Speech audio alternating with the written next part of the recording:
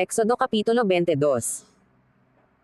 Kung ang isang lalaki ay magnakaw ng isang baka, o ng isang tupa at patayin, o ipagbili, ay kanyang pagbabayaran ng 5 baka ang isang baka, at ng 4 na tupa ang isang tupa.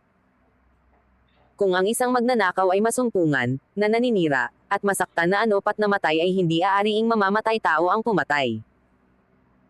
Kung sikatan siya ng araw, ay aariin siyang mamamatay tao, siya'y dapat magsauli ng kabayaran, kung siya'y wala ay ipagbibili siya dahil sa kanyang ninakaw.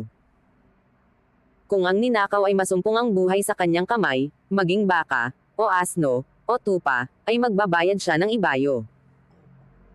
Kung ang sinoman ay magpastol sa isang bukid, o sa isang ubasan, at pawalan ang kanyang hayop at patulan sa bukid ng iba, sa pinakamainam sa kanyang sariling parang, at sa pinakamainam sa kanyang sariling ubasan, ay sasaulian niya.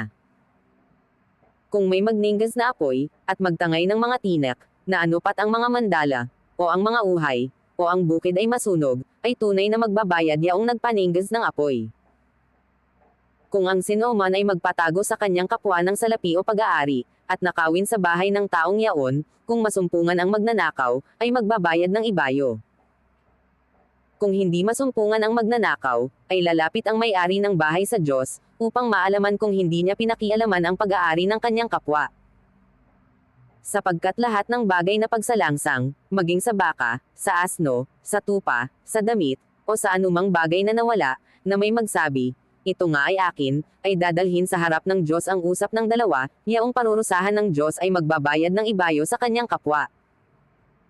Kung ang sinoman ay maghabilan sa kanyang kapwa ng isang asno, o ng isang baka, o ng isang tupa, o ng anumang hayop, at mamatay, o masasaktan, o maaga, na walang nakakakitang sinoman, ay pamamadyatanan silang dalawa ng pagsumpa sa Panginoon kung hindi niya pinakialaman ang pag-aari ng kanyang kapwa, at tatanggapin ng may-ari, at siya'y hindi magsasauli.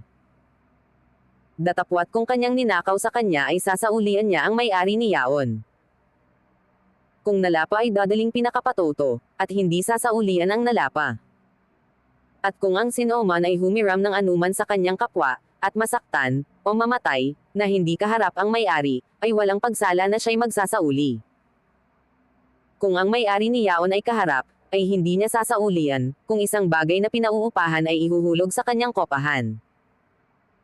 Tamang asal. At kung day ng isang lalaki ang isang dalaga, na hindi pa niya nagiging asawa at kanyang sipingen, ay tunay na kanyang ipagbabayad ng bigay kaya upang maging asawa niya.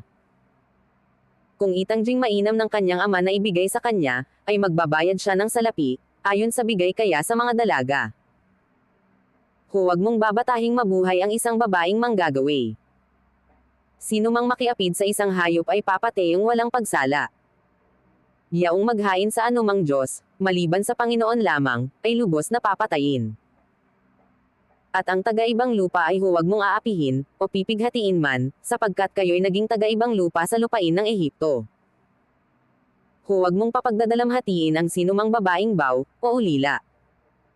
Kung iyong dalamhatiin sila sa anumang paraan, at sila'y dumaing sa akin, ay walang pagsala, na aking didinggin ang kanilang daing. At ang aking pag-iinit ay mag-aalab, at aking papatayin kayo ng tebak, at ang inyong mga asawa ay magiging mga baw, at ang inyong mga anak ay mga ulila. Kung magpautang ka ng salapi sa kanino man sa aking bayan na kasama mo na dukha, huwag kang magpapakamanunubo sa kanya ni hihingan mo man siya ng tubo. Kung iyong tanggapin sa anuman ang damit ng iyong kapwa na pinakasangla, ay iyong isasauli sa kanya bago lumubog ang araw. Sapagkat iyan ang kanya lamang pangbihis, siyang kanyang pangdamit sa kanyang balat, anong ang kanyang ipangtutulog. At mangyayari, na pagka siya'y dumaing sa akin, ay aking didinggin, sapagkat ako'y mapagbiyaya. Huwag mong lalapastanganan ang Diyos, ni susumpin man ang pinuno sa iyong bayan. Huwag kang magmamakupad ng paghahandog ng iyong mga ani, at ng tulo ng iyong mga pigaan, ang panganay sa iyong mga anak na lalaki ay ibibigay mo sa akin. Gayon din ang gagawin mo sa iyong mga baka, at sa iyong mga tupa, 7 araw na mapapa sa kanyang ina, sa ika-8 araw ay ibibigay mo sa akin. At kayo'y magpapakabanal na tao sa akin, na anupat huwag kayong kakain ng anumang laman, na nalapan ng ganid sa parang, inyong ihahagis sa mga asno.